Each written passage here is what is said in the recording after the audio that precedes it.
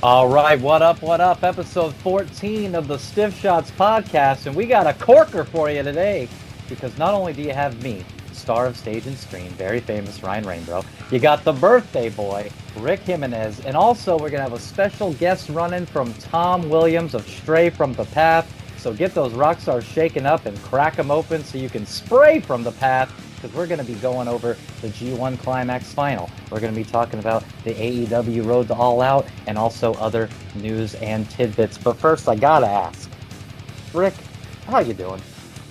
Man, I am old as fuck, but I have 3 brand new toys. I went to Hassle Toy, which is a brand new store exclusively selling wrestling merchandise on Long Island, so you should definitely check them out because Mitch fucking rules. It's a really cool store. They have a whole bunch of really radical shit, and he gave me a great deal on the retro Daniel Bryan and Bray Wyatt figures that I missed about a year ago. So I figured, hey, it's my birthday. I'm going to buy myself 2 toys. And what happened? They were gifted to me by my wonderful girlfriend instead. We got a deal from Mitch. It was right. That guy is cool as fuck. Well, hey, Mitch, if you want a full-time sponsor on the show, let us know at Stiff Shots Pod on Twitter and Instagram. But we're going to let this one slide for free since you dealed it up. In addition to your birth being big news, we also have the blockbuster announcement. That's right. This announcement put yellow and blue video head system cassette stores out of business. NXT, which stands for Next, coming from the World Wrestling Entertainment Network to the United States of America Network very soon, and later on in September, if I'm not mistaken. Is that right? I believe the second or third Wednesday, 18th maybe, September 18th.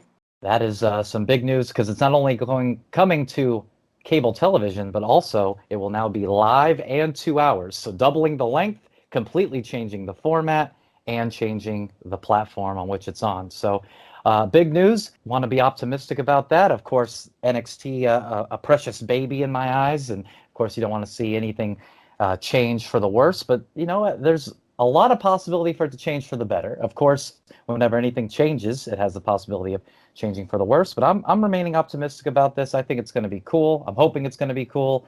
And if not, we got, like I said on our last NXT Takeover show, we got a pretty flawless presentation for several years worth of specials and story arcs. So maybe it's the end of an era. Maybe it's the beginning of a better era. Who's to say? Yeah, I've had mixed feelings about this. And it's funny because I think a lot of people will have a strong opinion one way or the other, and they go to the internet, and then everybody sees what the cool opinion is, and they just follow it. So the majority of the people that run to the internet only run to the internet to say the worst shit. So they're like, oh, it's going to change. It's going to be just another third brand, which it already is with Raw and SmackDown. But Vince McMahon's going to get his hands all into it as opposed to it being Triple H's deal, and it's going to change it significantly.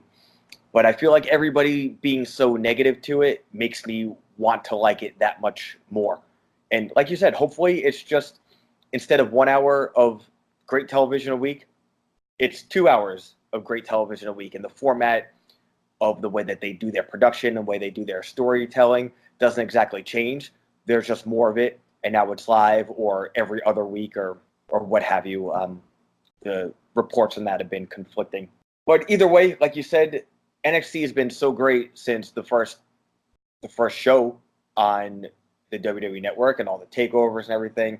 So even if it does go downhill, we have 7 years to look back on. 7 years is longer than Nitro was on the air, and Nitro was the biggest thing in the entire world for quite a while, but only had a couple of actual years of greatness, and look at all the lasting impact that has had. But I think one of the main things, the reason why I wanted to talk about this is, of course, everybody's running and saying, oh, NXT is just going to USA to counter-program AEW. And they even pushed to have it premiere an entire month before AEW and all this stuff, as if NXT hasn't been on the network every Wednesday for, 6, 7 years now. And NXT is so big now. Like, we spoke about this heavily on the 205 Live episode. Although NXT is supposed to be the developmental, NXT has been essentially a third brand legitimately for for quite a while. And if USA is losing SmackDown to Fox and they still want to have that 2 hours of programming, it is perfectly natural for them to want to have NXT and for WWE to move it from exclusive to the network to being on network television. To me, like you said, it's a perfect evolution of it. Hopefully, it stays as great as it's been. But I'm all for it, and I think anybody the same people complaining about it counter programming AEW are usually the same people that harp about how the Attitude Era was so much better. It's like, oh, so you love the Attitude Era, but you don't like head-to-head competing fucking wrestling? It's only going to make everybody that much better. AEW won't be able to rest on their laurels as being the internet darling promotion, and everyone's going to watch it just because if you like wrestling, you're on the internet, you're supposed to watch it. Like, they have to actually compete for wrestling eyes. And NXT has to do the same thing.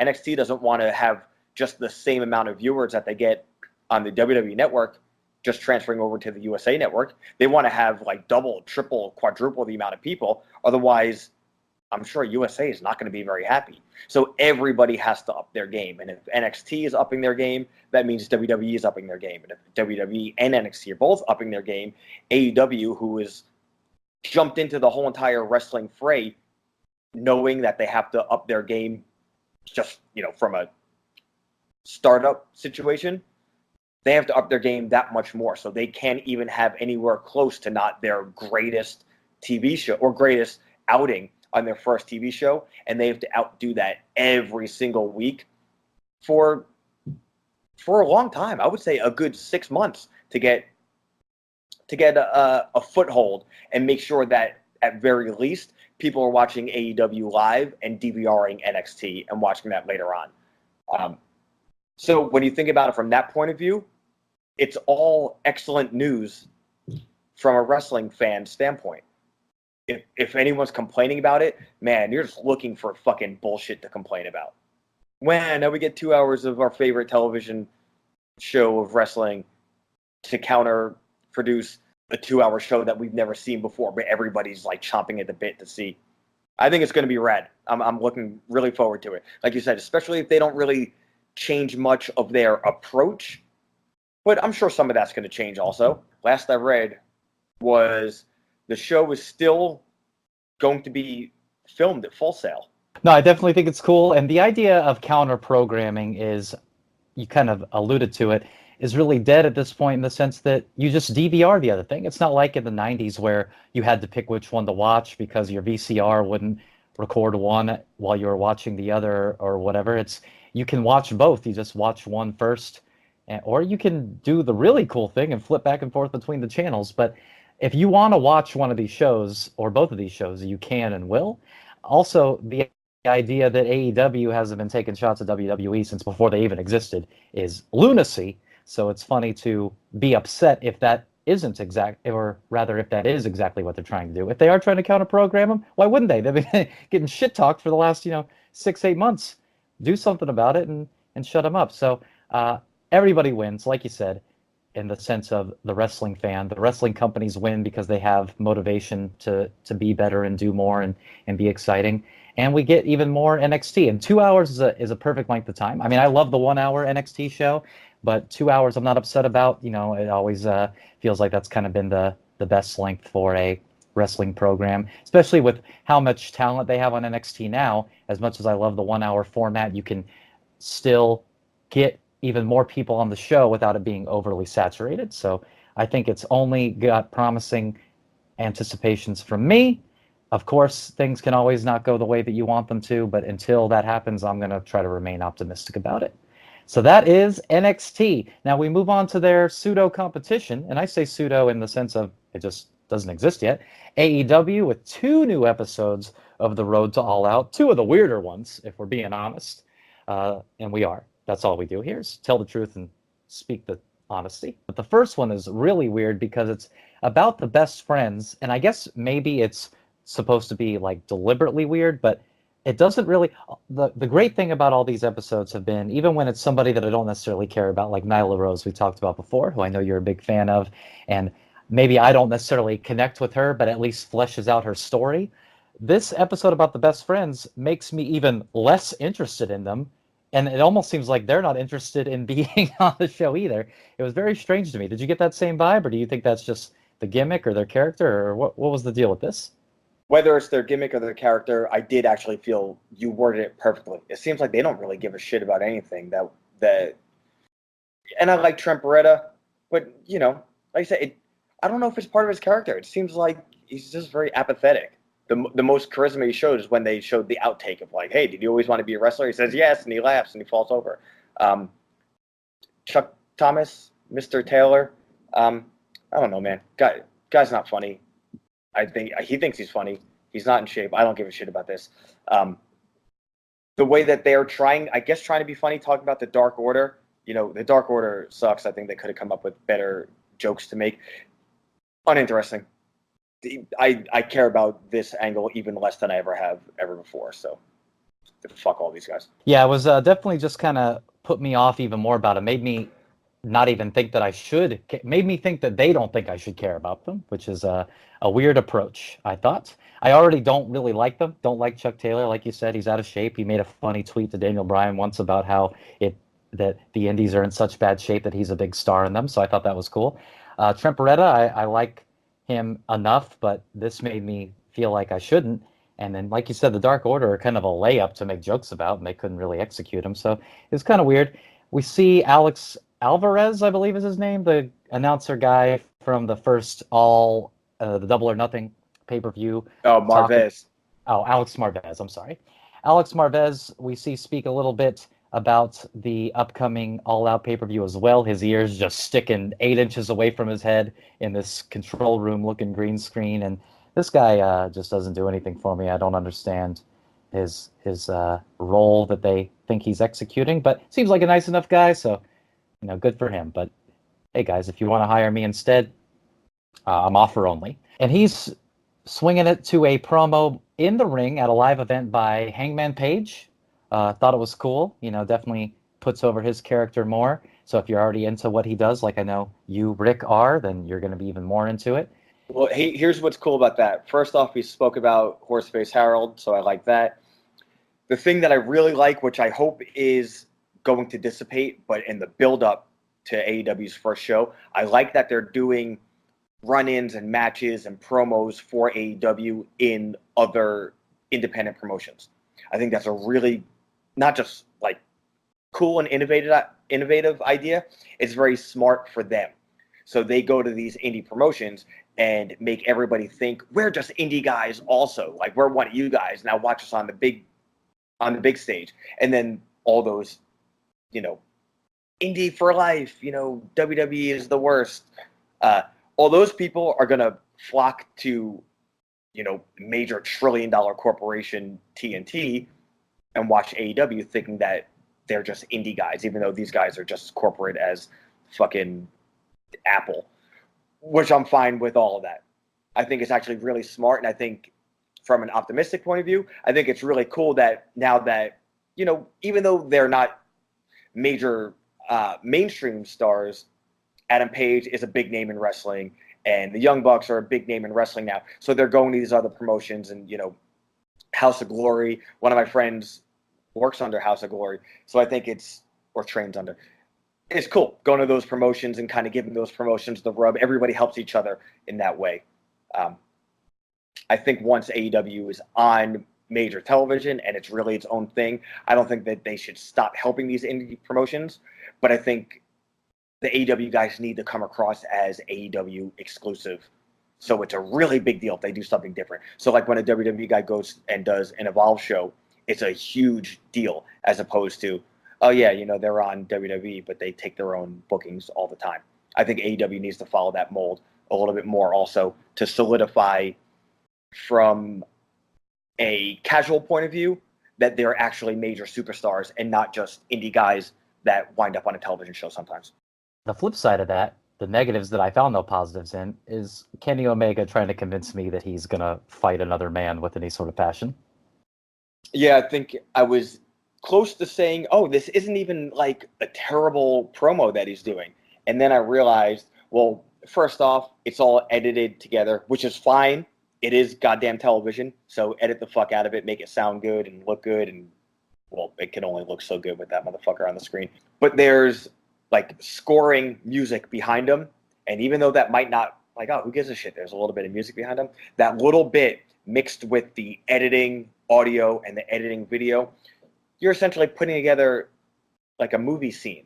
So he sounds like, oh, Kenny Omega's doing good promo. We all know he's not actually doing a promo. He's delivering a fucking script, and it's being edited like a movie. So I'm looking way, way too into it just because I don't like him. I didn't look into it enough because I don't like him. Oh, he's talking. Great. He's going to fight somebody. Who cares? All right. And then finally, the quick 3-minute episode 6 of The Road to All Out was just Brandy Rhodes cutting a promo on Shawn Spears, which is interesting because she's not fighting him. But I guess the story that they're trying to tell is that Cody's too emotionally wounded to even address Shawn Spears. And in all reality, it's a very good promo that Brandy delivers. I wish it was her delivering it to somebody that she is actually having a beef with, but maybe it's all to lead to her being the second in Cody's corner where Shawn Spears has Tully Blanchard. Not sure. Like I said, it's well performed. It's cool information, I guess, just kind of talking about how being a Rhodes just puts a target on your back and how people his whole career have tried to hold Cody down, and how Shawn Spears is, just a flash in the pan. But, why not have Cody do it? Why is Brandy doing it? Who knows? Maybe she'll turn on him. That would be cool. Brandy, that would be the most Dusty Rhodes thing ever, right? Brandy, MJF, and Shawn Spears all turn on Cody, and then all the baby faces come out to help him. That would be like some Dusty classic. All right, well, that is going to do it for the news and notes of the week. And now we are going to bring you to the G1 Climax final and the G1 Climax in general. But first, we got to run in. All right, so we are joined by Tom Williams of the band Stray from the Path. We're going to be talking about the G1 Climax 29, as well as mainly focusing on the final. But Tom, did you get to watch a lot of the G1? I got to watch all of the G1 matches. I barely watched any of like the 6-man tag stuff that happens before the G1 stuff, with the exception of the final, because I, kind of got spoiled about the big return or whatever. So I made sure I watched that. But yeah, I watched a good amount of it. Very cool. Well, yeah, I know that Rick didn't get to watch a lot of it, just sheer time constraints, but I know that we all watched the final. I was just going to ask you before we got into the final night, what were some of the matches of the other nights that were some of your favorites, and who are some people that you kind of turned around on throughout the tournament? Because I know there's a few combatants that maybe at the beginning I was not so high on, and then by the end of it I loved, or vice versa. I thought that I liked them, and then after seeing them do 9 matches in a row, I was kind of over it. I will say I'll touch on my favorite ones before, and then people that just kind of completely like shine for me. So here's the thing to do with New Japan and myself, because there's just so much wrestling now. It's tough to kind of keep track of all of it. So when I watch New Japan, I kind of just pay attention to like, the main titles and like the upper card kind of stuff. So like someone like Lance Archer and like Shingo Takagi, like they I just missed them. So like I watched this Lance Archer match versus Will Ospreay the first night of the G1, and I love that dude. I thought he came out. I'm like, this dude sucks. Like immediately he's wearing shit that looks stupid. He just looks like a jobber, like WWE guy. So I was like, this guy. I just wasn't into it. And I was like, he's facing Will Ospreay, so maybe it'll be cool. And the match was sick. And throughout the tournament, like that was one guy that kind of stood out to me. And I mean, I loved Jon Moxley a lot. And I liked Dean Ambrose a lot up until he won the title at Money in the Bank. Like that was one of my favorite cash-ins.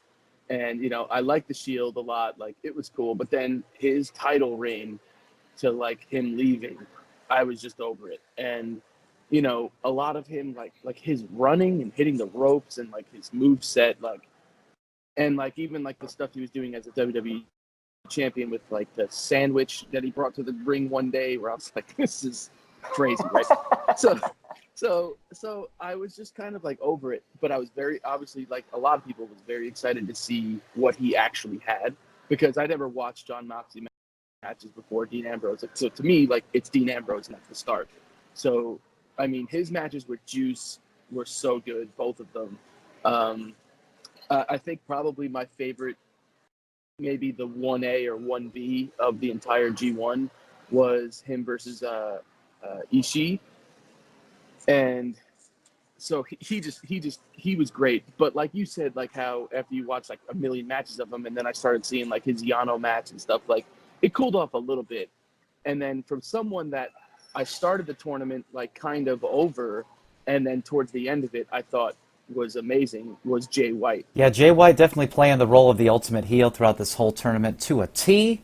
But the show actually opens with the Clark Connors and Carl Fredericks being showcased, two of the young lions from the LA dojo, versus Ren Narita and Yota Tsuji. What do you guys think of Connors and Fredericks? Yeah, I saw them at the Rev Pro thing during the WrestleMania weekend. No idea who they were at all. And then they came out. I can't remember who they fought, but the place went nuts for these guys. It's nice that Revelation Records has a wrestling promotion now. I went to Rev HQ yesterday, and it was like they haven't updated the site in 20 years. Was Dan Tur there selling false silent CDs? I did type false silent into the search to see what was going on, though. And that is actually true. Recently, I have a friend that got rid of all of his CDs, and he asked me if I wanted them because he knows that I'm the only moron still keeping compact discs. And he lives in Atlanta. I live in South Carolina. And it just became really difficult to schedule a time to go pick them up because he was like, I'm not shipping these CDs.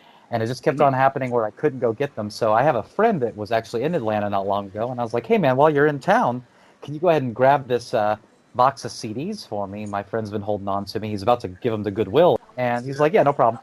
So then he sends me this picture. It was not a box of CDs. It was 7 moving boxes of CDs, like 2,000 discs.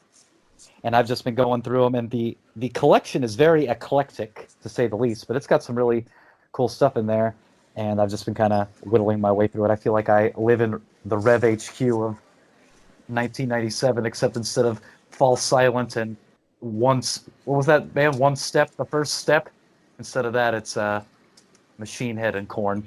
So then I open up the 6th box out of 7, and on the top of the box is a large, like, not velvet, but like this pseudo velvet lining. And I remove the velvet, and it is an urn of the Undertaker. Ern Anderson was in the box. All right, so the first match with main roster talent and also G1 Climax competitors on this G1 Finals show is the team of Taguchi Japan, represented by Jeff Cobb and Jushin Thunder Liger, and Tiger Mask 4, who is not in Taguchi Japan, but he's part of the team. Facing Suzuki-gun, Lance Archer, who we mentioned earlier, Taichi, and Kanemaru. Now, before we go any further, I know, Tom, that you didn't necessarily watch this match, but Jeff Cobb, you've watched throughout the tournament. Jeff Cobb is definitely one of my least favorite wrestlers in the world. I really dislike. I hate the whole trope of, well, I'm a fat guy who moves like a regular sized guy, and True. and I don't like his Bet face. you didn't think I could moonsault Right, standing up. I get that. So But, that being said, mean, I that get dude- that he's good. I get that he's good. Yeah. I'm not ignorant to his skill. It's almost like he's like the Rush of wrestlers for me. I get that he's talented. I just don't care. Yeah.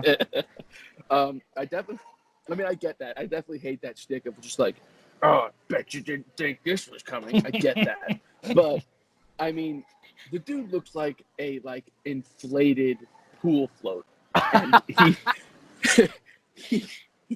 he does move around so good. And I know it's just like kind of like playing into your opinion there, but I mean, I just love his finishing move. I just love his athletic stuff, and I don't know. But I do feel like, at least for me, like the first time I heard about him was when he won the Battle of Los Angeles like a year or two ago, and it was like, oh, Jeff Cobb wins, and because I think it was against Brody King, and I thought Brody was going to win that, so I may be wrong there, but anyway, so I heard that he won. I was like, who the hell is this Jeff Cobb dude? And then from there, I found him out. I don't know. I just think he's good, but to me, he's still just kind of finding his way. You know what I mean? Like, I feel like he had a really good G1. It wasn't like unbelievable, but it was like a good showing. I don't know about least favorite of all time. I mean, I do get it, but it's just like, I don't know. I think his finishing move is cool. I think he looks like, even though you're saying he's like kind of like a big fat guy, but I don't know if he's fat. He just looks crazy. I don't know how to describe it, but I think he's awesome. Let me assure you that he is fat. But the funny thing about him and Ricochet for me is I was a huge Lucha Underground fan. And in Lucha Underground, he was Matanza. Ricochet was Prince Puma. I loved both of them. They both had masks on, and they never spoke. Then they both removed their masks, started speaking words, and I can't stand either one of them. So it's very interesting dynamic for me. Something about, so like you talked about his finishing move, it looks way more brutal to me when he's wearing a Cabal mask and like a Slipknot Iowa era jumpsuit than when he's wearing a wrestling singlet with Spanx trying to hide that gut. But guy's cool. For sure. I see. I never watched Lucha Underground to that extent where I'm just like I had no idea he was even in there till the second. You know what I mean? Like, and honestly, if he looks like he's in Slipknot 1999, awesome. I definitely like that better. You know, but I don't know. I'm just still kind of getting used to him. But from what I've seen, I definitely think he's good. Yo, there is nothing about Jeff Cobb that I don't like. Oh God. So I'm going into the first day of G1 knowing that you hate him, and I'm watching. It was him and Narita versus Umino and Ishii, and I'm thinking, I don't know what it is about him that Ryan doesn't like. And that match, to me, built a ton of intrigue between Cobb's match with Ishii, but I like Cobb. You know, but I mean, I always like the Samoans. I always like when the bigger guy isn't just, hey, I'm a fat guy and that's my gimmick, but when they kind of have that Rhino comparison, that like early Rhino body, especially, you know, it makes perfect sense with the singlet, and you know, he reminds me a lot of early Rhino. But to me, he has technical skill. So you know, there's nothing about him that I don't like. Well, I don't want to make this whole show about Jeff Cobb, but if you think that ECW Rhino was anywhere near as fat as this slob is, you are mistaken. Maybe present day running for office Rhino, who looks like a peep that got microwaved for too long, looks like Jeff Cobb now, but they are not the same. Christ. Now I will say this, again, rose-colored glasses for being in the audience of night one of the G1. His tag match with Narita and Ishii, and then the following match with Ishii, because I love Ishii, the Stone Pitbull, I did enjoy. And it's not that he just doesn't do things that I can't enjoy, just in general. And a big part of it is just the acclaim he gets. I'm sure if nobody liked him and he was the exact same wrestler, then I wouldn't even think twice about him. But the fact that he gets so much hype, you know what? It's just that I'm jealous because I also want to be fat and liked by people, but instead I'm thin and gorgeous and no one likes me. So, hey man, even if you just don't like him just because you don't feel like liking him, I get that, man. You know, fuck Amazon. Yeah. But so when Archer's team's coming out, that fucking pop punk / garbage metalcore mix of entrance music. So same thing. Archer in this tournament really turned me around. That Ospreay match I loved, and I was like, dude, Archer looks like a fucking monster here, and he performs like a monster. And you know, I also like Ospreay. So, you know, I'm like, this is great. And then that fucking music, I was like, come on, man, why are you ruining this for me? But so that aside, Jushin Liger has had the same entrance music for fucking ever. So a couple of days ago, prior to watching this, 2 days in a row, his music comes on shuffle in the van. And every single time it comes on shuffle, it starts, I'm like, what the fuck is this? And I was like, oh, this is Liger's music. And then it gets to the fucking chorus where it's Jushin Liger. Dude, that music is fucking hilarious. And it rocks. But aside from that, who from the 90s has the same entrance music their entire career? Can you think of anybody? Well, I was actually thinking about the other day how Shawn Michaels still comes out to the, sexy boy from the 90s, but I get what you're saying. Undertaker, or is Undertaker's like updated? Oh, dude, he's gone back and forth, but last I checked, I had 37 different versions of Undertaker entrance theme. So that's probably like 15 different versions of the regular bell tolling shit. Yeah, plus Limp Bizkit, which I completely forgot about. Yeah, so the Limp Bizkit, the Kid Rock versions, the Dead Man Walking. But Shawn Michaels had a few. And then since he started singing his own Sexy Boy, he's had that, and he's had the DX, but that's it. There's probably a very small amount of wrestlers from the '90s that have, had less than fucking 5 different themes, but let alone have stuck with majority just one the entire time. But I love that. Has Ric Flair ever come out to any other song besides the one he comes out to? So Flair had a different version in his first WWE run because they didn't own the actual Space Odyssey. Oh, true. Yeah. So true. It's interesting that comes up because I was watching an old Flair match the other day. I don't remember what it was from. It came on like randomly, but it was I think it might have been a like 2006 match or maybe like a 2004 match, and they had him using the 91, 92 Flair music, which I thought was odd because once WCW closed, he came to WWE. It was his traditional NWA WCW music, only with the woo in the beginning, which isn't in the original WCW version. But yeah, Flair, aside from any Horseman incarnation, just Ric Flair, as far as I know, has only had and Evolution too. Yeah, he's had all the Horsemen, different versions. He had the Evolution theme. But aside from that, yeah. Yeah, he also had a different theme in TNA, and his WWE theme song has had a couple different versions. I know that we recently watched SummerSlam 2002, and the version he comes out is slightly different. I'm not saying that's what it was. That's what we were watching that, and it's the 91, 92 version of his entrance. So I wasn't watching in 2002, so I don't know if he actually came out to his proper music or the old WWE music. So I almost assumed that the SummerSlam 2002 that's on the network is the commercial release of SummerSlam 2002. So if you were watching the pay-per-view in 2002, he probably came out to 2001 Space Odyssey, but then when they released it on Video Head System, of which I bought in 2005 at Toys R Us for $3, they used the music that they owned outright for commercial duplication. No one cares about this shit. It's kind of interesting because, you could also kind of consider Chris Jericho. He used the same one, didn't he?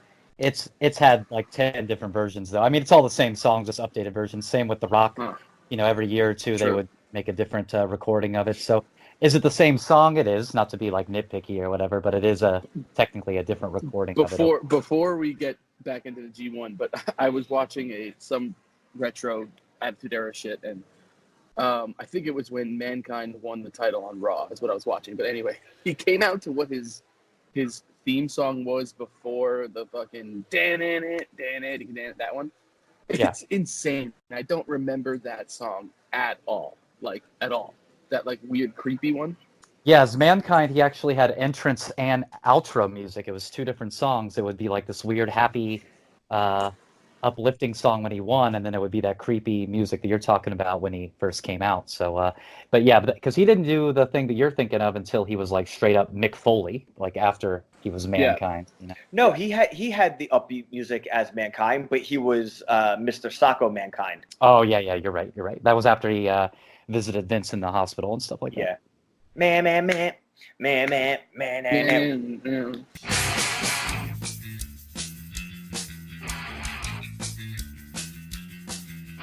So the next match is going to be Chaos, which is Sho and Yo and Will Ospreay versus members of the Bullet Club, Chase Owens, Bone Soldier, and the Tokyo Pimp Takahashi. This is a match for sure between 6 people. You can't argue that. I do like Show and Yo. I like them more as a tag team than as individual competitors, but they are a tag team in this match, so that's cool.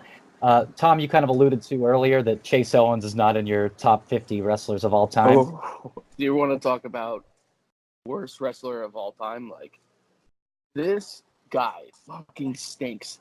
Like, I do not get it. And he's in like I get like the Bullet Club. Maybe at this point in time isn't the hottest thing in wrestling anymore. But like, how the fuck is this guy even in the Bullet Club? Like, I get it. He's the guy that eats the pins. Like, I get it, sure.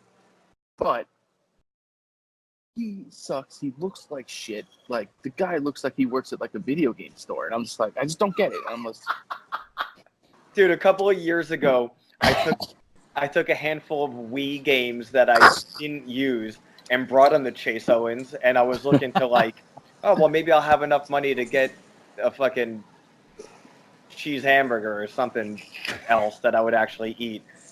And those motherfuckers are like, oh well, here's 50 cents. Yo, Chase Owens should have a match with Chuck Taylor, and that match should be on the edge of a flat earth. I really do think that it comes down to his ring gear. Like, his ring gear looks so backyard wrestling with just a Bullet Club logo. He just looks stupid. Like, it's not that he's like a bad wrestler. Like, I mean, I don't think he's a great wrestler, but he's fine. But it's like, he just does not look like this guy was in a match with Will Ospreay, Show and Yo. It's like, and Ishimori, who looks like a statue. Like, the guy looks amazing. And it's Chase Owens. Like, I don't know. Can't get into it. This is what I have in my notes about Owens. Owens is grosser than ever. Yeah, he looks terrible. And like you said, he's next to Ishimori, who probably has one of the best bodies in the whole company. Pause. And then also you got Tokyo Pimp, who's just cool as hell. Man, so Show rocks. Peter rocks. Show is so good.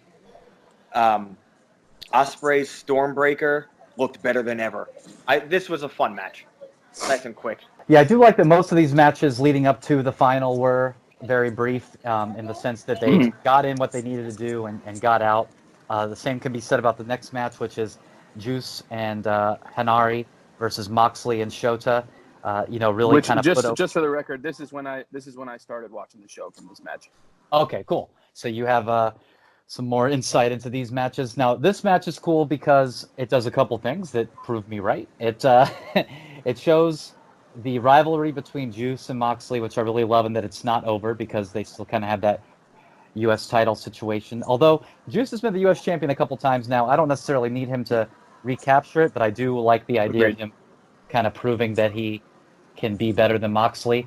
It shows if you watch the rest of the show, especially if you watch the rest of the show, because people are really murdering each other from this match on. The Moxley's offense, whereas it's better than it's ever been, is just not as hard hitting as the rest of this New Japan roster. Maybe not as hard hitting as Shota, who of course has probably been raised to be the strongest of styles since birth with his little baby red shoes. But I did like that this match continued that rivalry, and it was quick and kind of just got to the point of kind of setting up that third match, that rubber match, so to speak, with I wonder Moxley. if well, first of all, to touch on Juice, I thought Juice before the G1 was the biggest dork of all time. Like, I hated the fucking Uncle Sam shtick he did with the dreads and the fucking. I was like, this guy absolutely sucks. Now going into this, and then he had the match with Moxley, which I thought was awesome. He lost the hair, he lost all the ridiculous stuff. Like, he just became kind of darker almost, and which to me is more I like. So this tournament also made Juice to me in a lot of ways, because that's another thing is I was kind of hoping Moxley would be like the placeholder for like someone bigger, to put over someone else. Like, to give it right back to Juice is just like, it's like whatever, but now you're kind of starting to see a different side of Juice that makes it a little bit more exciting. I also think that Moxley calls Shota, he calls him Shooter, which is the best thing of all time, better than Okada. It's just the greatest thing of ever. And I think that dude is going to be sick. I think at one point, didn't he like make fun of Juice and said he belongs in like jazzercise class or something like that. Yeah, man, that is some reference. I mean, like most people, I feel like aren't even gonna get that. It's so dated. No. It was kind of a weird joke. I don't know if I think it's great because it sucks, or if I think like, oh, you're better than this, man. I thought it was amazing because it was like there's probably like 600 people that know what jazzercise is that are watching this, and like, And we're two of them. yeah, we're definitely two of them. Well, Ryan, you And definitely know jazzercise. Oh, listen. I'm a student of the game. All right, All right. but So he just said that joke, and I thought that was great. So I don't know. I like that Moxley started to get a little bit more comfortable. I wonder if also his offense kind of like I don't think it fell off as dramatically as maybe you're mentioning, but I wonder if he was just tired because like I don't think he's ever wrestled anything like the G1 before, you know? oh, I don't think it fell off. I just think in comparison to other people, it's just Like not. he might not have it or something. Yeah, yeah.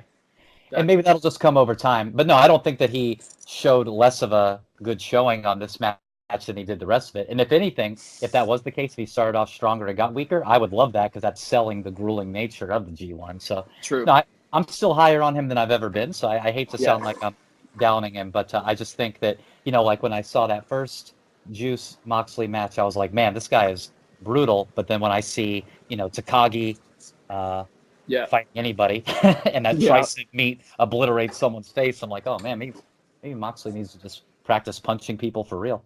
All I know is that he was doing that thing, the two moves in WWE that made me hate his guts was he did this thing where he would get like Irish whipped and like he would act like he's falling out of the ring, but he'd grab the top two ropes and kind of come back in and do a lariat. I hated that. And then he would do this thing where he'd get someone in the corner and he'd clothesline him, and then he runs and he like pushes off of the second turnbuckle and then does it again. But like he's running so slow, it like just looks like crap. And I was just like so over Ambrose. So it's like the fact that this entire tournament has been, it just shows you that what he's capable of, and the more he's going to be wrestling with people with work rates like, Ishii and stuff like that, and Omega or whatever, like it's just going to get better in my opinion. So maybe he can't keep up with him now, but I think it's that, it's apparent that he can, like he at least has the ability to.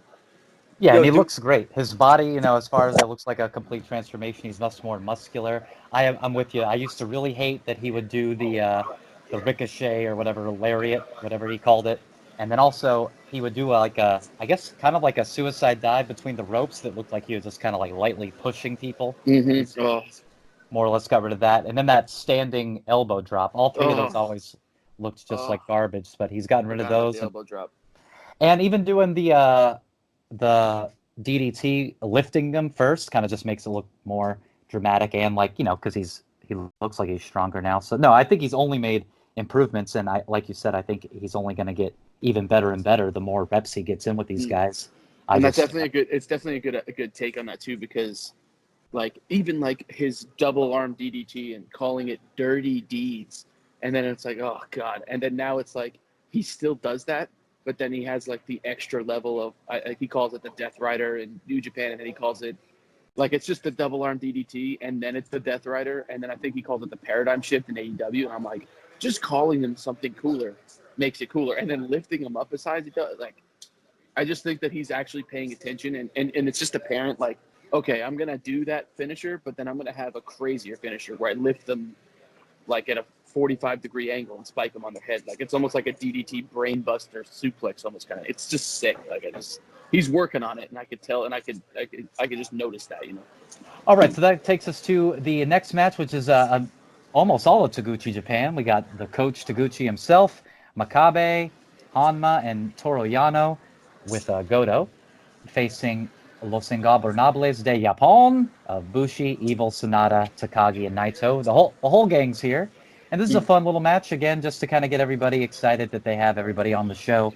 Not a whole lot of story involved here that I really remember, but it was cool to see all of LIJ, even though they lost. So I don't know if it was that cool to see him. But Goto is another guy that's really turned me around on this tournament. Before he was just kind of whatever to me, but he just looks like a powerhouse, like a Japanese Big E that's ready to murder people.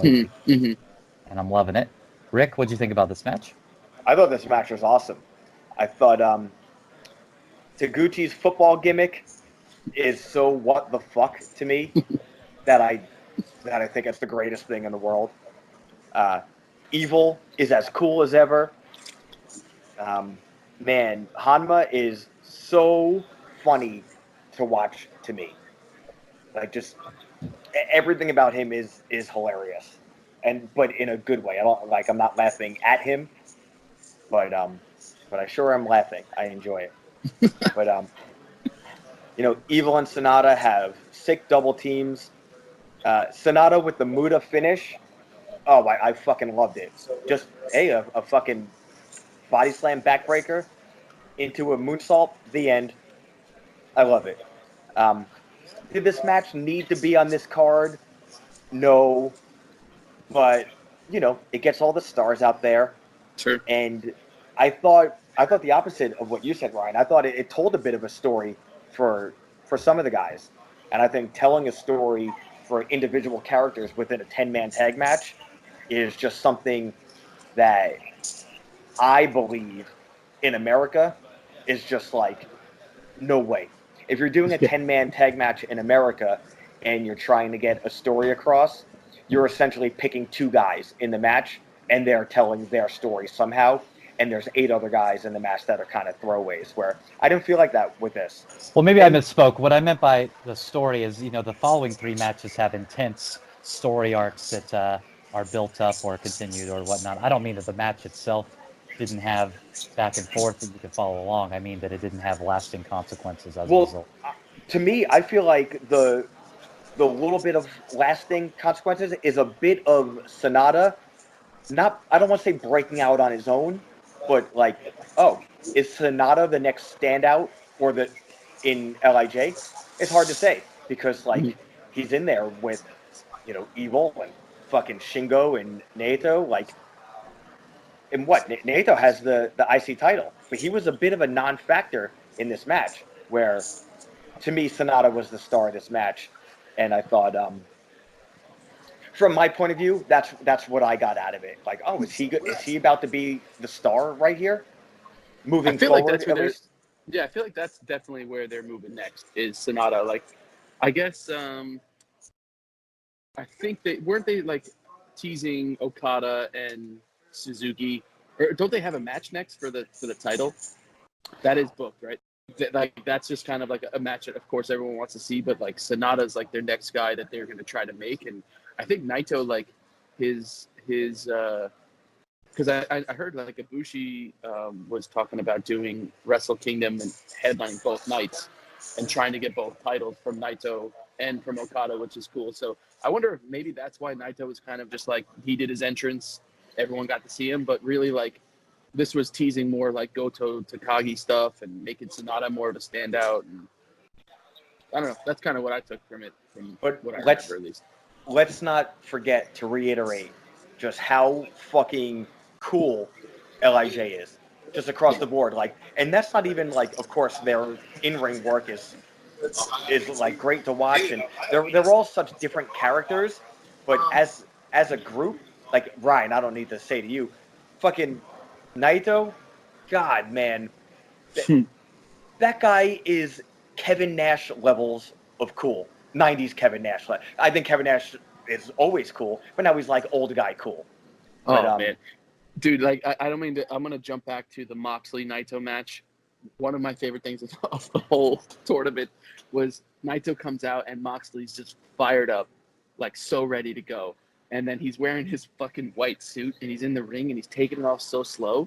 And at one point, Moxley's like looking at it, and then Naito stops undressing and he just looks at him. He just goes like, relax.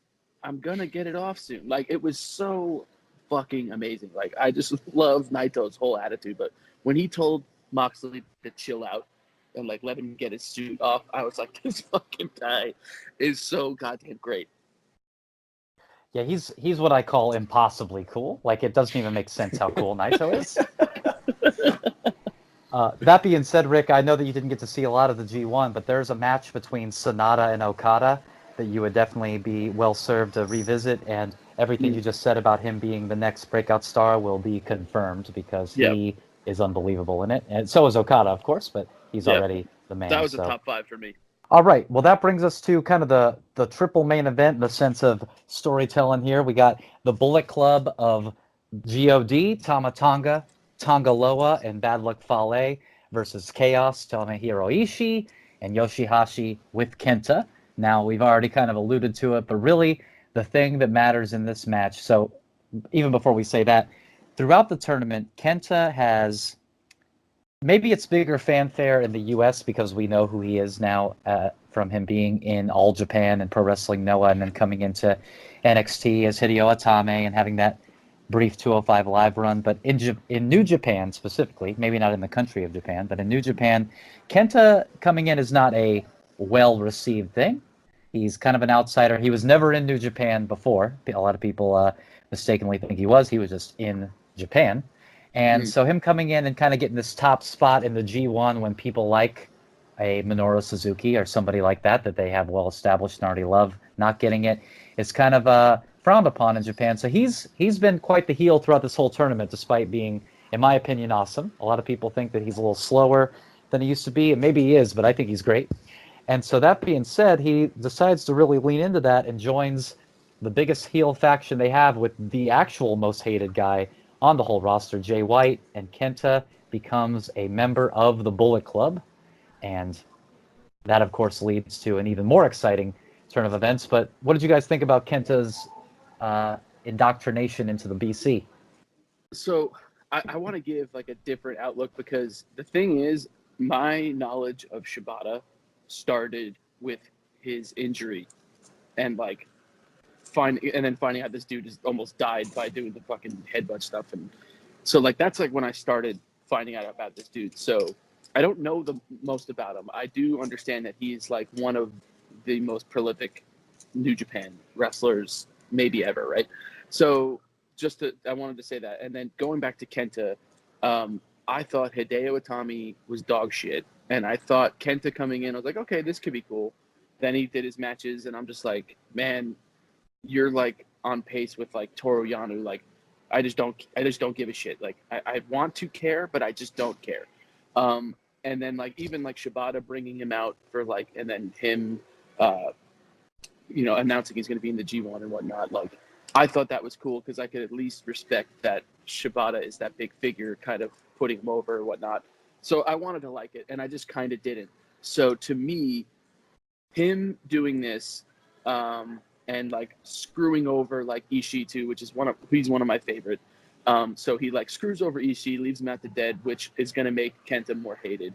Then Shibata comes out, and like this is from someone who doesn't know the history of Shibata as the hardcore fan does, and he just fucks over Shibata. Shibata coming back, like I could feel how important that was without having to know. Like him coming back there and doing that, which I know he's not officially back, or he might never be back, but him doing moves for the first time, like it was just like I could tell it was important, and I was excited for something that I shouldn't have cared about because I just am not like emotionally invested in it. But that was sick. And then it was like, then you have Kenta, which he was like sitting on his stomach or whatever when Shibata was like all laid out, and then he's just like doing the too sweet thing and saying he's in Bullet Club now. It's like, it made me hate Kenta and now like him for hating him, if that makes sense. And also helped hate the rest of the Bullet Club, which I kind of didn't really care, with the exception of Jay White. Like, they just seemed like, guys that thought they were cool when they really weren't. But I do like Tama Tonga, and I think that like Kenta now is a hated guy for shitting on someone like Shibata.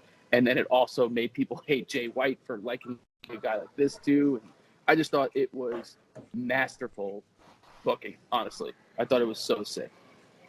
This was a perfect heel turn. Everything like that you just said just goes to show it, where you didn't really need to know anything. You just know that there's some good guys and there's some bad guys, and one of the good guys turned on the other good guys, and then some other guy is so mad about it that he comes storming out of the locker room and just beats the shit out of this guy who just turned on his friends, and then in turn he gets his ass beat. And now, like, all right, well, there's a bunch of good guys. One guy is ultra sympathetic, and one guy is the biggest prick in the world. That is an excellent, just like dictionary definition of perfect wrestling booking. Yeah. So yeah, I'm with you. This is the most that I've ever cared about Kenta or Itami or whatever the fuck you want to call him at any point. And I think facially, he is a natural heel. When he came in as Hideo Itami, I was a little surprised he was getting all the fanfare and they were bringing him in as this big face because he just looks like a heel. And I think that's a big well, there's a lot of reasons, but I think that might have been one of the reasons why they decided to turn him. Like, his resting face, he looks like a shitty guy. So fucking go with it. And he was already a heel with me at the beginning of this match because he came in wearing a fake American Ice Age shirt. But he eventually takes that off, and then he puts on a fucking Bullet Club t-shirt, which, same thing. I never care about the Bullet Club, and, if I'm going to buy stuff from Hot Topic, it's probably going to be a Metallica shirt. So I thought this whole thing was done just as excellent as could be. The commentary over the heel turn, excellent. Just so fucking good. I love when commentators are saying, like, God damn it, and go to hell and blow your brains out. And, I was hoping to give Kevin Kelly, like, his own fucking podcast, because this dude kicks fucking ass. Like, I mean, I don't know if I've ever really...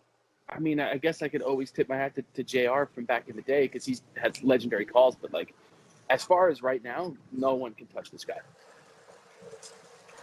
I agree. The English commentary team for New Japan that they have right now with Kevin Kelly and Rocky Romero, and then sometimes they have Don Callis, I think is just the best team in announcing right now, and I really love it. And I love how, I don't know if you noticed this, Tom, I know Ricky didn't get to see a lot of it, but the even cooler part about the Shibata thing, even for you not really knowing a lot about him, is pretty much in every Kenta match, they bring up the point whenever he does those drop kicks. They're like, Shibata is kind of who gave him these drop kicks, and there's matches where Shibata's even out there watching him wrestle. And then to see Shibata murder him with that same drop kick that they, for 4 weeks, have been telling us Kenta got from this man, and just how insanely, not just beautiful, but just like devastating it looked. It just made it all kind of go full circle. It was really epic storytelling for me. Cool as hell. All right. Well, that brings us to the penultimate match of Suzuki-gun Minoru Suzuki and Zack Sabre Jr. versus the gods Tanahashi and Okada. And this sets up what you mentioned earlier, Tom, as far as Suzuki versus Okada in the UK at the Royal Quest for the New Japan IWGP Heavyweight Championship, because Suzuki, his whole thing, this whole tournament has been, he's pissed that he didn't get even a spot in the tournament, and then he pins Okada in this match and is like, you just got pinned by a guy who wasn't even good enough to be in your 20-person or whatever person tournament, 20-person tournament. I'll let that out later and make it sound like I know how many people are in. I love that, though, where he was just like, I wasn't even in the tournament. I just pinned the champion. He pinned him clean, right, with just the pile driver, right? Yeah, the God-style pile driver pins him, no funny business.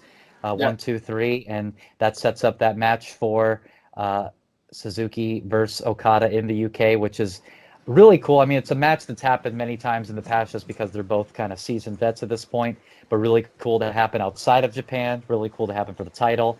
Sabre being kind of his right-hand man, doing it in his home where he is also the British heavyweight champion.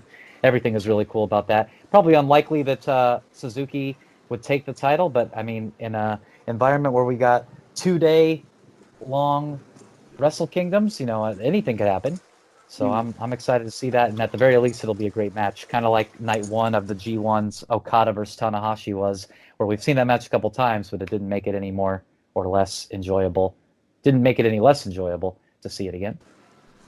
Yo, how insane does Suzuki look? He looks like a fucking insane person. Yeah, it looks like a Bond. Yeah, having Suzuki beat Okada clean in this manner is so simple and a trillion times more effective. It's just like I said, sometimes I don't understand how WWE is missing the mark when New Japan is so, to a certain extent, just boiled down modern professional wrestling. I don't want to say no frills because that, the whole point of professional wrestling is frills, but stories being told in the ring with a promo here and there, but being that there's not promos constantly, every promo is so important, and I don't want to say it doesn't matter if it's delivered well or not, but it's so important because this entire show, there was 2 promos in the ring the entire time. So both those promos are, like, for the most part, pretty fucking memorable. And for a young kid who hasn't lived through decades of wrestling and will actually go back and watch, for instance, this show 3 or 4 times before the next big New Japan show, it's the type of thing where they might memorize what the promos are. Like, I only bring that up because I used to do that. I knew every word to essentially every Ultimate Warrior promo throughout 1990 because there wasn't a trillion of them. And that's so lost nowadays in, I don't mean to keep selling out WWE, even AEW. And I love the AEW promos and the YouTube shows, but it's going to be hard to ever reference a specific promo because there's already so many of them where Suzuki's post-match promo could be a promo that's referenced for years. And, I don't speak Japanese, but it doesn't seem like it was a promo that was delivered perfectly, but it doesn't fucking matter. Exactly, yeah. Because the message is there. And the fact that he's speaking slowly and deliberately as Okada, the fucking world champion, is being helped back down the rampway. And it's not like they had to do some crazy shit and hit him with, a dump truck. He got hit with a finisher and got pinned, and he's fucked up. The end. It's like the same thing. Like, I don't know much about Suzuki, and I don't know much about Okada. Guess what? I can't fucking wait to see a title match between Suzuki and Okada. Yep. And honestly, it's because it's just that simple. As someone that was I went to my first WrestleMania this year, and that match was my favorite. And like, there was just the promo before it was like showing him and Daniel Bryan, and Daniel Bryan's story, and they don't really need to explain that to you because Kofi just says to him, you know what all this feels like, and you're scared, and you should be. And like, that's all it took. Like, for me to give a shit about that match is those 3 lines. And it was like, because I know the Daniel Bryan stuff. I know what he went through. And he just said that, you know what this feels like, and you're scared, and you should be. And that, it sold me on the match. And now I'm watching Roman Reigns walk around SmackDown asking who drove the forklift that did or did not pin him to the ground. And I'm just like, that's Buddy Murphy. No, it's not. No, it's Rowan. No, it's a guy that looks like a janitor that is wearing Rowan's thing. Like, you just have what's going on in New Japan, and it's like, it's hard to ignore how simple it is. Like, going back, like, I know you're not an Omega fan, but like the Kenny Omega Okada shit, simple. I mean, the Jericho Omega stuff, it's just simple. And then like, everything is just boiling down to, like, oh, I beat him. Like, I wasn't even in the thing. Like, why don't I get a match? It's like when WWE does that, it is so, like, say, give someone a belt. It's like, oh, be prepared for that person to lose all the time. Kiss my ass. This shit sucks. And I'm like, it just takes something of someone like Suzuki and Okada, 2 great wrestlers, simple story. And now, you've been watching wrestling for most of your life, more than I have, and you can't fucking wait for this match. It's like, you're sold. It's done. Like Cody and Dustin in AEW. That was easy. It was an easy story. And I cared about a Goldust match in 2019. That match was fucking incredible. And like, it was just simple, like, storytelling between 2 family members. And it's just like, I don't know. Oh, and I want to say one last thing about Zack Sabre real quick. Zack Sabre, to me, is like the Beatles, where if someone's playing the Beatles, I go, man, this is awesome. And then I go home and listen to the Beatles on my own time, and I'm like, I just don't like this. Like, every time, for some reason, I just think I don't like Zack Sabre Jr., But then every match I watch that he's in, I think is fucking amazing. That brings us to the main event, not only of this show, but of the G1 Climax in general, the final, the big finale, the winner to go on to face the champion at Wrestle Kingdom. It is between Kota Ibushi, the Golden Star, versus Jay White, the Switchblade. And they are going to wrestle for a little over 30 minutes of anxiety for me, because the thing about Jay White being such a heel is that he also pulls it off a lot, as we talked about. You know, he's been the champion already. So the idea of him winning is not unheard of, despite the fact that they built up Ibushi as this huge baby face. And a big part of this match, of course, is he comes out with this new Bullet Club meaning including Kenta, you know, which also gives me anxiety. And one of the most cathartic points of the whole match is when, you know, the Bullet Club are ejected. It really was like a boost of serotonin, really made me feel excited, like, okay, maybe Ibushi's going to do this. But throughout the tournament, he's been doing this thing where he kind of sets up the Blade Runner with that new Brain Buster that he's been doing a lot. And there's points where he hits that, and I was like, oh my God, this is really about to happen. I'm about to have to see Jay White have another title match. But Ibushi pulls it off. He is our winner. Before the match happened, I couldn't have cared less about it in the sense of it's one of the least interesting combinations of the Block A and Block B competitors I can think of, but they did a great job of making me really invested and care about it before it was all said and done, and you can't ask for much more than that. I mean, I thought the match ruled, and I think maybe you are dead on with. I mean, I figured it was Ibushi in A Block from the start. Like, I thought that was kind of a no-brainer, because once I heard he was doing that like lifetime contract with New Japan and all that shit, you know, not to take it away from him, the dude is an out of control worker, amazing storyteller. So it's like, I just knew it was him. And if anyone's taken that belt off Okada for a while, I feel like it's got to be him. But yeah, I guess everyone wanted to see Naito, but I think you might still get that, and you might get Ibushi having both belts at the end of Wrestle Kingdom, which would be cool. But I mean, I just thought it was awesome. I mean, it really elevated Jay White for me, and where I just kind of didn't give a shit about him beforehand. I also think that there was a part, I think it was Rocky came from the table and like went after Gato, who he was talking shit about Gato the whole tournament too.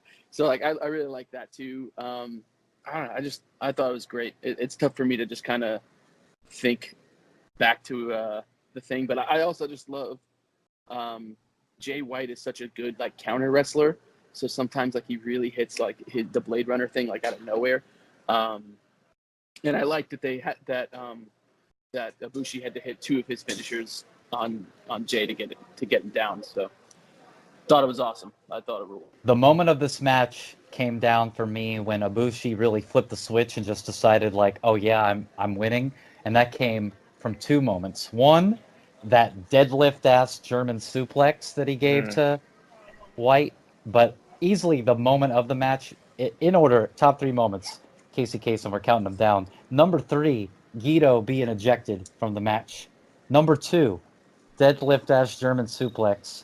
And the number 1 moment of the match is Ibushi dropping Jay White with a slap to the face. Dude, Ibushi is like a fucking god. You know, he looks physically, he's like the perfect human. The way he sells is not just, he's not just selling, and he's not just putting over whoever, you know, he's working with. Within the scope of wrestling, it looks so real.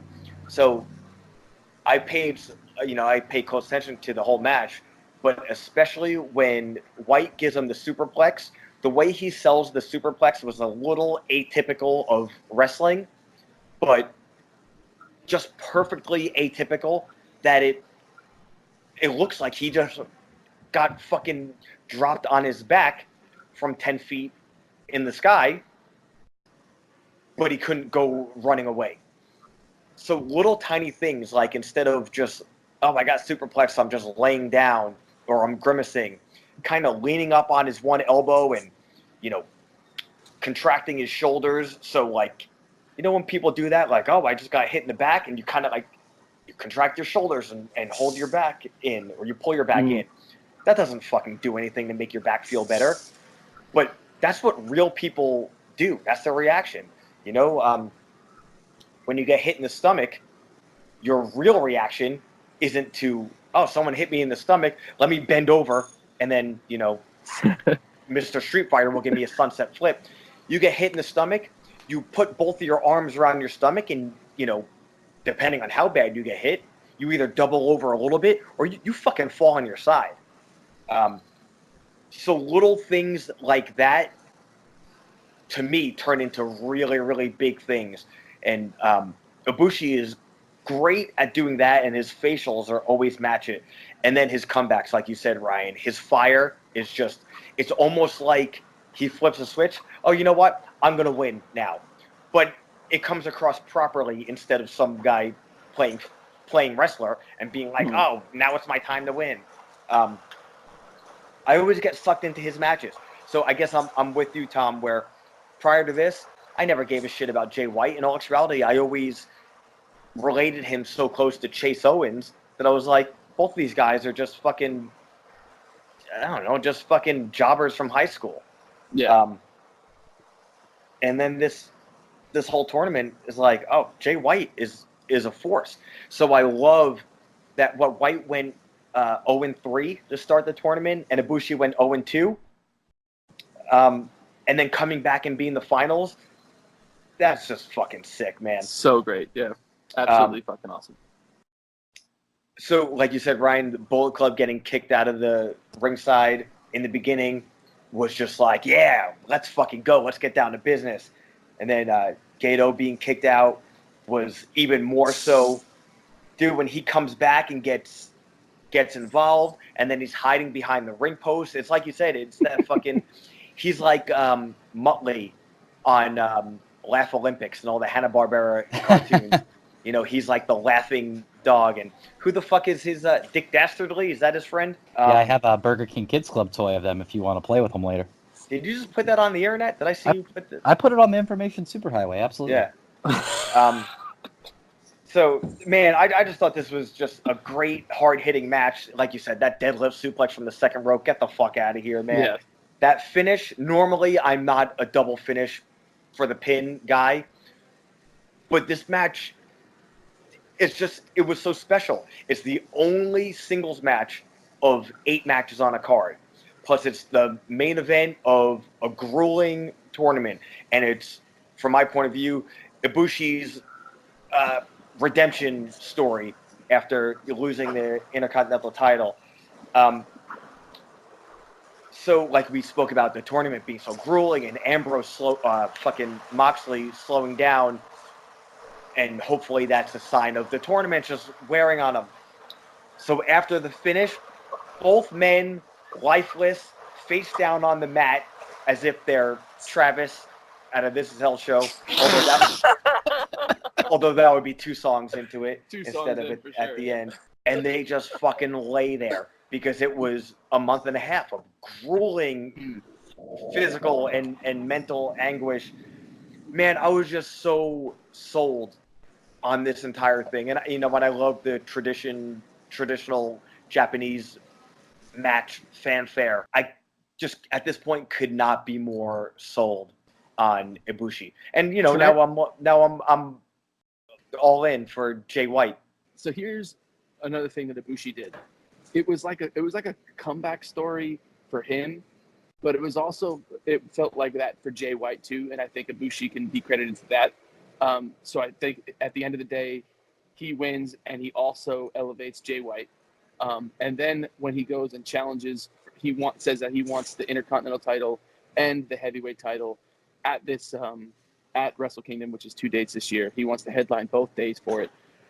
Like, that also puts him over more as like a fucking superhero goddess, you know, nut job or whatever the fuck you want to call him.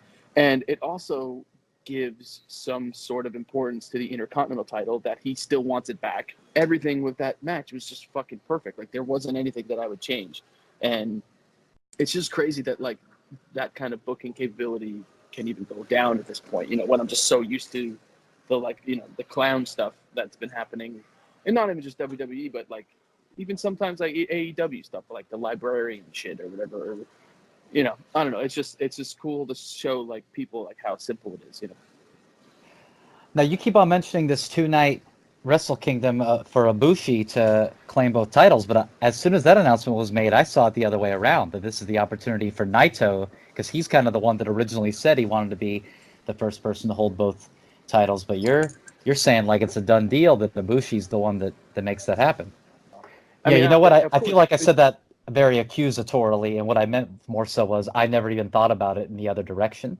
That Oh yeah, Ibushi that sure. they've built up in this way. I immediately, when I heard that, I was like, oh, so Naito really will finally get to headline Wrestle Kingdom and win the World Championship, whereas what you're proposing is not something I should have just overlooked. It's that, of course, that's a possibility. Like you just said, they just let him win the G1. He's already uh, in line for a World Heavyweight Championship Yeah, match. He's the one proposing the match. So that makes things a lot more interesting for me.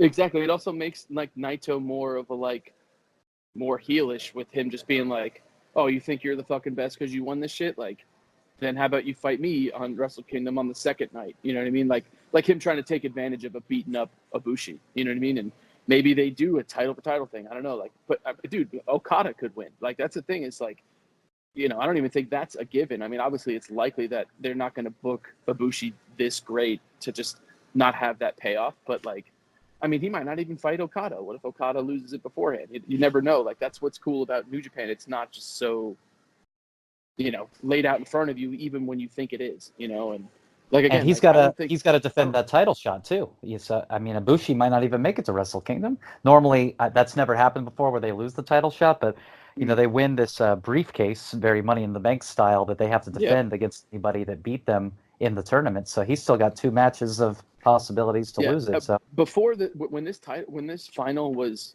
put together, I honestly thought it was Jay White that was going to win, and because they've never turned the briefcase over before Wrestle Kingdom. I don't think that's ever happened before. I may be oh, wrong, no, you're but right. I just okay. So I figured, what better way to have Jay White come back and win this whole tournament to kind of cement him more, but he wins it by some Gato bullshit that entitles Ibushi to like another rematch or something, and then Ibushi gets it that way. So that's what I thought was going to happen. Honestly, again, that's and in my head, that's just like the easy go-to, because it's like, okay, eventually you're gonna have to give that briefcase up. Like if you're going to keep defending it, eventually someone should lose it. And I thought, what better way than Jay White winning it and then him losing it. And then they could even start a feud where then Ibushi goes to win the title. And then whenever you revisit Jay White Ibushi a year and a half from now or 2 years from now, it has like a whole embedded storyline that makes it so more intriguing.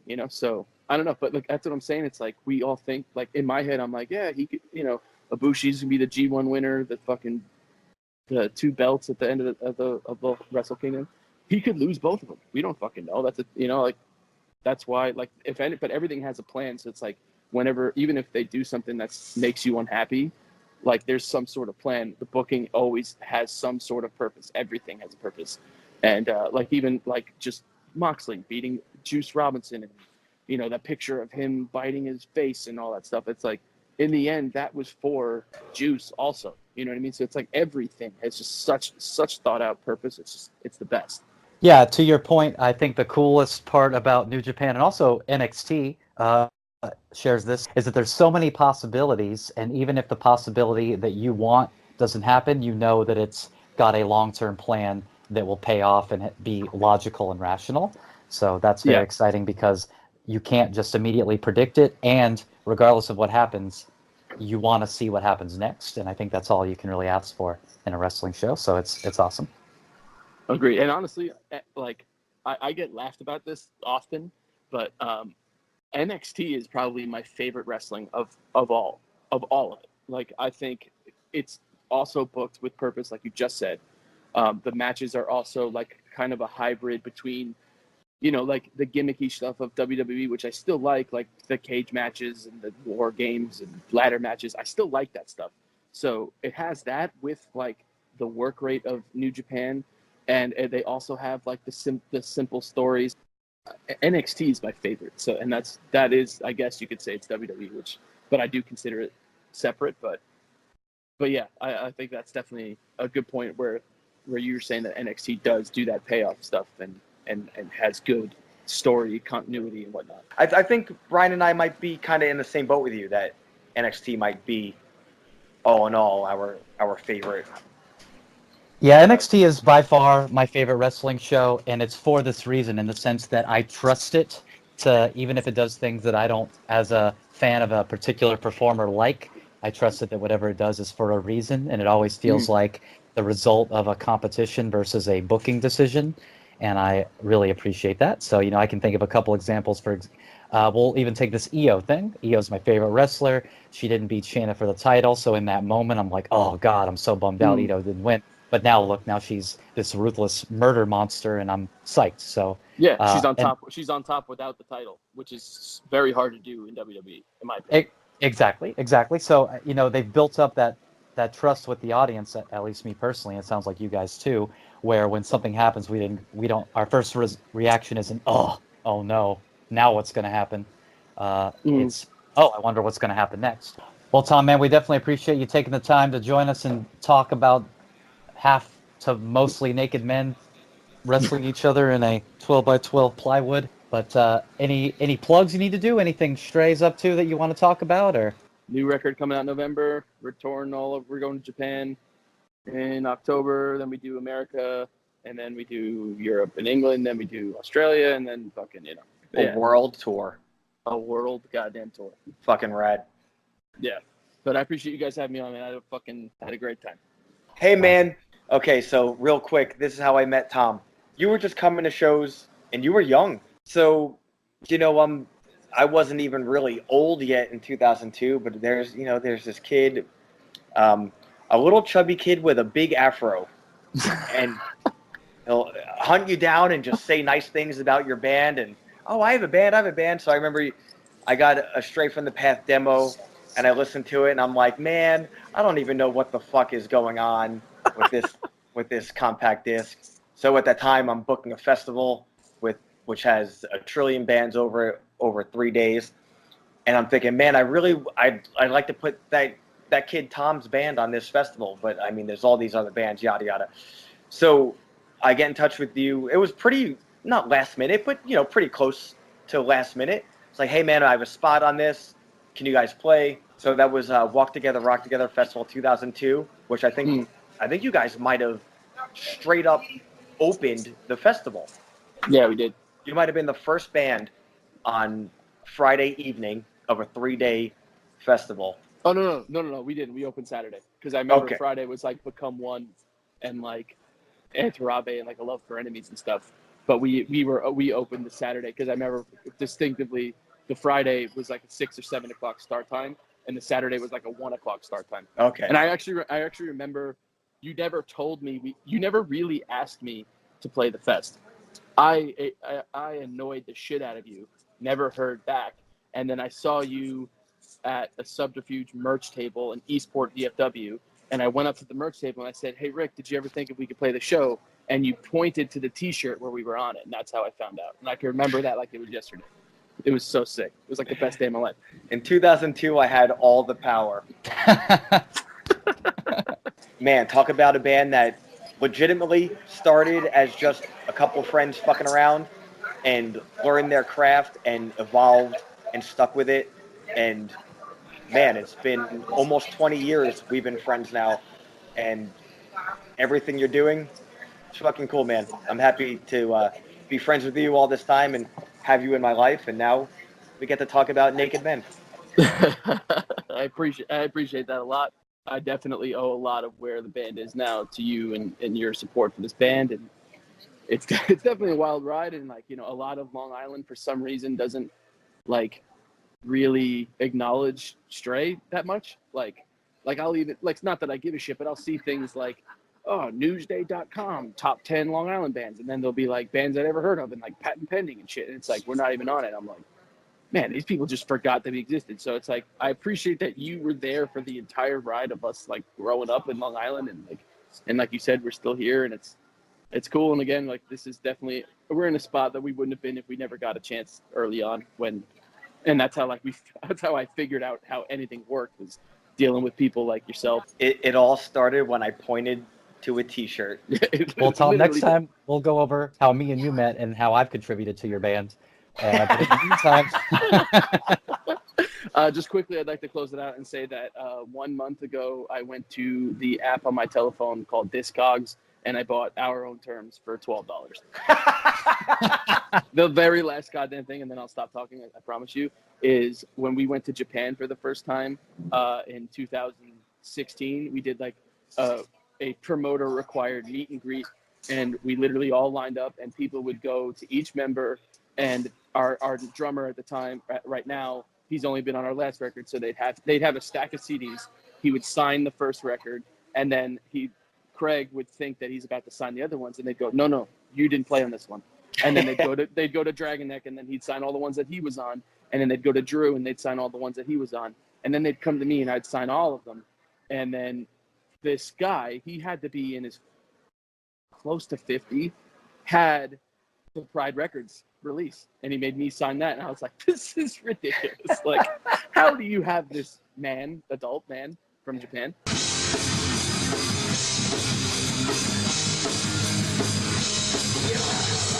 all right. Well, we want to thank Tom again from Straight From the Path for joining us. You can follow that band on Instagram at Straight From the Path. They have a new record coming out in November, and they got a new world tour. They'll be going out on a new world tour as opposed to their old world tour. New World Tour Order. New World Tour. Hey, that's not a bad name. Go ahead and get the flyers rolling on that. But in the meantime, myself and Rick will also be going on a bit of a little weekend warrior tour. Rick's band This Is Hell is playing in Brooklyn, New York on Friday, August 23rd, which if you're listening to this the day that it comes out, it's right now, so you can probably still make it because nothing ever starts on time. And then when are the other shows for your current band, Extinction AD?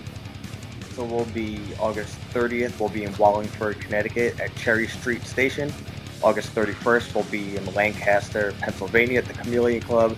September 1st, we'll be at Montague, Massachusetts at RPM Fest, which is going to be really radical. But hey man, both of us are going to be at all those shows and fucking about, so if any of our listeners are in Brooklyn or Connecticut, Pennsylvania, Massachusetts, come hang out with us and we'll talk some wrestling instead of just playing some metal and or hardcore. Maybe we'll take some videos and speak to some fools at the festival in Massachusetts. Oh, we'll definitely be speaking to fools. And we'll definitely be preaching the gospel of the only two things that I know to be true. And that is that Rockstar rules and Amazon Drools. Bye. No one cares about this shit.